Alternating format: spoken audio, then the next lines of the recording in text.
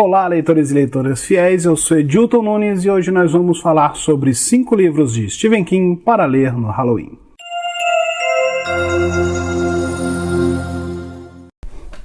Jesus, a câmera quase caiu. Deixa eu arrumar meu cabelo, tá caindo no rosto. Olá, pequenos gafanhotos! Sejam todos muito bem-vindos ao primeiríssimo vídeo deste canal. Se eu soubesse editar uma hora dessa, eu colocaria uns balõezinhos voando, umas imagens em preto e branco, mas não vai funcionar. Bom, em primeiro lugar, eu gostaria de pedir desculpas por este vídeo, porque eu sei que ele vai ficar uma merda. Afinal, eu ainda não sei editar, eu ainda não sei produzir, eu ainda não sei roteirizar, eu ainda não sei fazer absolutamente nada. Eu sei que eu precisava de uma iluminação bacana, eu sei que eu precisava de um áudio mais legal, de uma câmera mais decente, que não fique tentando focar toda hora. Eu sei que eu precisaria não olhar pra cá, mas sim pra cá, arrumando de novo aqui, porque eu acabei de esbarrar acidentalmente no microfone e parou de gravar, então, né... Hoje eu trouxe para vocês 5 dicas de livros de Stephen King para se ler no Halloween. Não são livros que você vai conseguir ler de uma sentada, são livros que você vai demorar aí alguns dias para ler, dependendo do seu ritmo de leitura, mas são livros que eu considero legais, que eu considero bacanas, que talvez vocês também gostem. Bom, o primeiro livro que eu gostaria de indicar é justamente Sombras da Noite. Este livro de contos foi lançado em 1976 e contém alguns contos muito legais, alguns dos melhores contos de Stephen King, eu ousaria dizer. Nele você vai encontrar O Último Turno, Ondas Noturnas, Eu Sou o Portal, A Máquina de Passar Roupa, O Bicho Papão, Massa Cinzenta, que virou um episódio muito legal de Creepshow, diga-se de passagem, e um dos contos mais legais que Stephen King já escreveu, Jerusalem Slot. Jerusalem Slot é um conto escrito de maneira epistolar e em primeira pessoa que narra a chegada de um homem chamado Charles Boone na cidade de Preachers Corners, no condado de Cumberland, no Maine. Através de cartas enviadas para o seu amigo Bones, ele fala um pouco sobre como se deu a sua chegada na mansão de Chapelwaite, a ancestral mansão da família, negligenciada pelo seu primo morto. Não demoramos para descobrir que a casa tem fama de ruim devido a alguns acontecimentos sobrenaturais que aconteceram ali, como desaparecimentos, mortes e alguns ruídos misteriosos que acontecem durante a noite. Após descobrir um mapa escondido na biblioteca, Boone e seu criado Calvin acabam indo parar em uma vila deserta chamada Jerusalem Slot, uma área misteriosa que os moradores locais evitam. Na igreja da vila, eles acabam se deparando com um cenário bem grotesco, com coisas como cruzes de cabeça para baixo e uma igreja completamente abandonada, e um livro misterioso chamado The Vermis Mysteries, ou The Vermis Mistérios, eu não sei se é do latim, eu não sei. Bom, para quem gosta de Lovecraft, Jerusalem Slot é um verdadeiro prato cheio, porque ele está repleto de referências ao trabalho Lovecraftiano.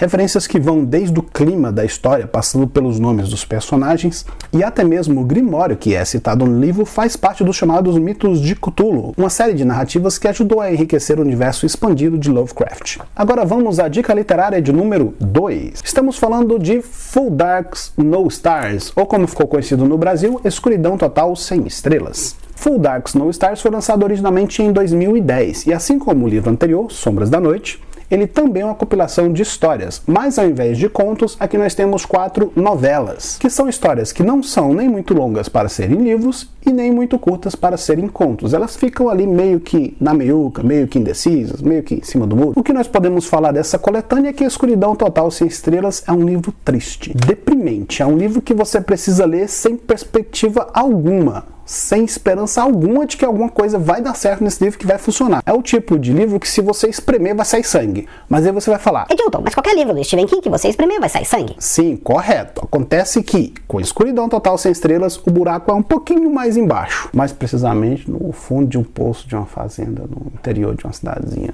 do Maine.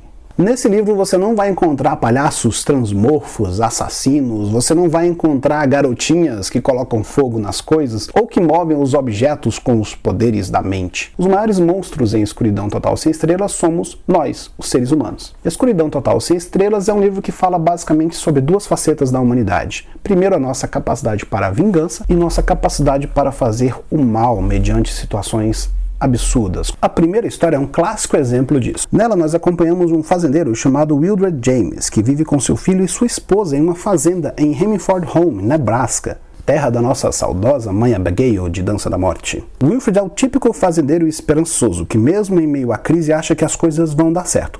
Já sua esposa detesta a vida na fazenda e quer por tudo nesse mundo vender suas terras e ir embora para a cidade grande, viver uma vida de glamour. É então que, após ser acuado pela esposa, Wildred arquiteta um verdadeiro plano maquiavélico para envenenar a mente do seu filho para que ele possa ajudá-lo no assassinato de sua esposa. Eu acho que talvez a coisa mais perturbadora nessa história é que ela é narrada em primeira pessoa e em um certo tom de confissão, porque ela é narrada através de cartas que Wildred deixa para a polícia para explicar um pouco o que aconteceu com ele. Isso faz com que o leitor acabe se tornando uma espécie de cúmplice daquela história e do próprio Wildred, no caso, cúmplice de assassinato. A história rendeu uma ótima adaptação na Netflix com Thomas Jane no papel principal. Para quem não se lembra, foi ele que interpretou o personagem David Trenton na adaptação de O Nevoeiro. Agora afastem as crianças do cemitério Micmac, porque a próxima dica literária é... Cemitério Maldito. Na verdade, essa aqui não é a capa, essa aqui é a contracapa. Não é a contracapa que fala não, gente. Como que é? Folha de rosto? Não, não é folha de rosto também não. Essa daqui é a... Eu esqueci como é que chama esse negócio aqui. Mas é essa sobrecapa, sei lá. Eu vou lembrar. Até o final do vídeo eu lembro, edito e coloco aqui no início, ok? Considerado pelo próprio Stephen King como um dos livros mais perturbadores que ele já escreveu, O Cemitério é um livro que fala principalmente sobre luto. Mais especificamente sobre a perda de um ente querido e sobre como nós somos incapazes de continuar, de seguir em frente após o luto. Na história conhecemos um homem chamado Louis Creed, um jovem médico de Chicago que se muda com sua família para uma cidadezinha no interior do Maine. Após uma experiência traumática logo na primeira semana, como médico da universidade, Louis encara de frente...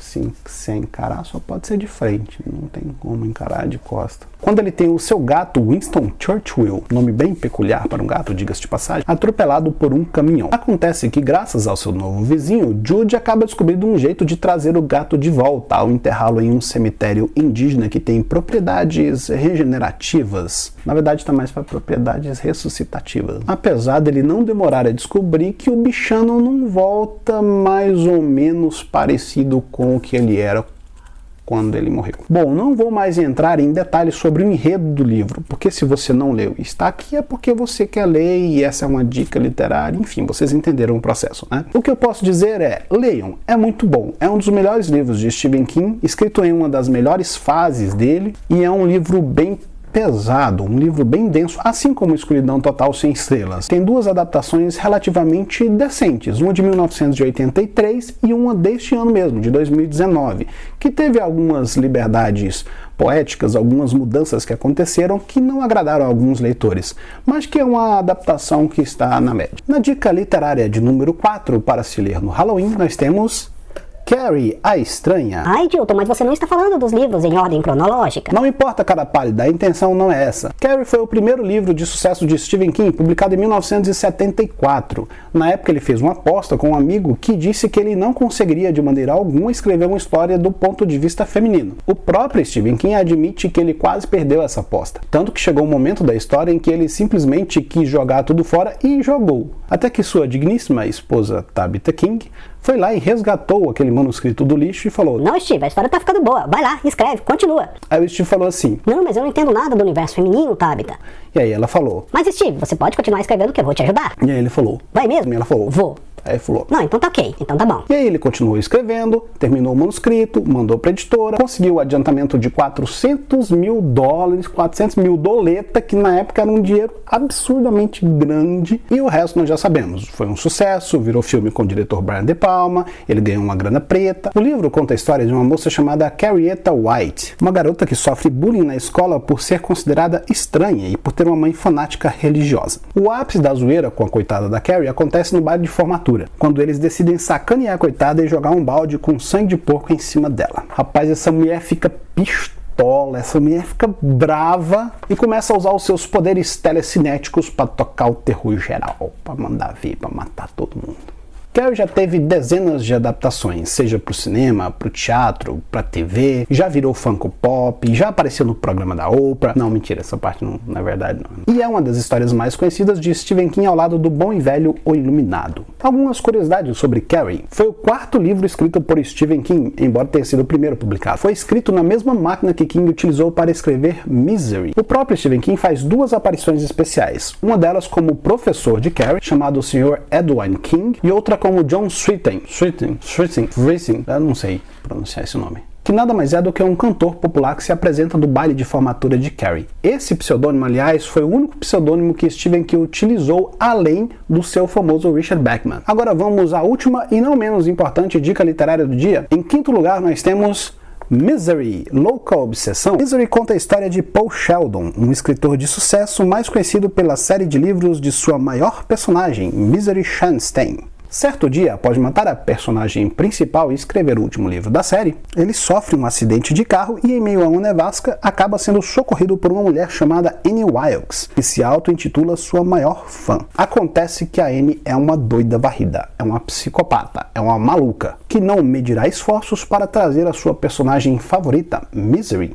de volta à vida. Misery está no meu top 5 de 5 livros preferidos de Stephen King, porque mesmo sendo um livro focado em 2 personagens, é impressionante como esse lazarento consegue te manter grudado no livro até o final da história. Aliás, o fato dele focar o livro em 2 personagens deu oportunidade para que ele acabasse explorando um pouco mais a faceta psicopata, neurótica, completamente louca da Annie Wilkes. Em 1990, o livro foi adaptado para o cinema com o título de Louca Obsessão, sendo o único filme baseado em uma obra de Stephen King a ganhar o Oscar, que foi dado a Kathy Bates como melhor atriz. Recentemente, o canal de TV Hulu baseou a sua série Castle Rock, a segunda temporada de Castle Rock, no passado pouco explorado da enfermeira Annie Wilkes. Então é isso, leitores e leitoras fiéis, essas foram as minhas 5 dicas literárias de livros de Stephen King para vocês lerem no Halloween. Ai, Dilton, mas você não postou vídeo no Halloween. É que quando eu comecei a gravar o vídeo, estávamos no Halloween. Quando eu acabei de gravar o vídeo, nós já estávamos quase chegando no Natal. E agora que eu estou editando, provavelmente vou lançar esse vídeo lá pelo Ano Novo. Por favor, marinheiro de primeira viagem, dê um desconto. Bom, então é isso. Se você gostou,